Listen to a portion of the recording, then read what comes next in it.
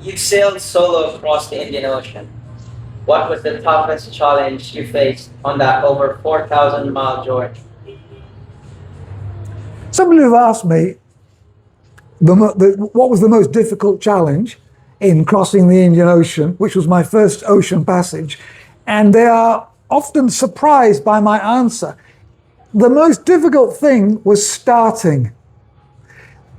I had wanted to cross an ocean and I had the boat prepared, and this was my second attempt. The first one was from Newfoundland in Canada, and that didn't work out. That's another story.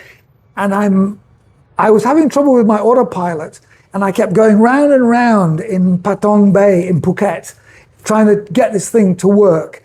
And funnily enough, on one of the hotels in Patong Bay, there's a webcam, and a friend in Canada was watching me and said, "Are you on that vessel going round and round?" And I said, "Yes, I am," because I was the only person out there, because it was during COVID. And he said, "Well, you don't need to go. You don't need to go." And I was very frightened and, full of trepidation. But I decided that I had prepared the boat. I had wanted to do this for a long time. I do know how to sail. I can, keep the engine going unless something really catastrophic happens.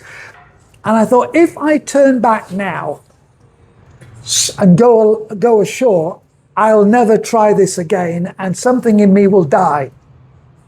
But if I go out there into the great unknown, I could also die. But I thought, well, lots of people cross oceans quite safely, but if I go ashore now, I know something in me will die. So I'm just going to go. So I pushed the tiller down, turned the boat around, set the sail, off we went.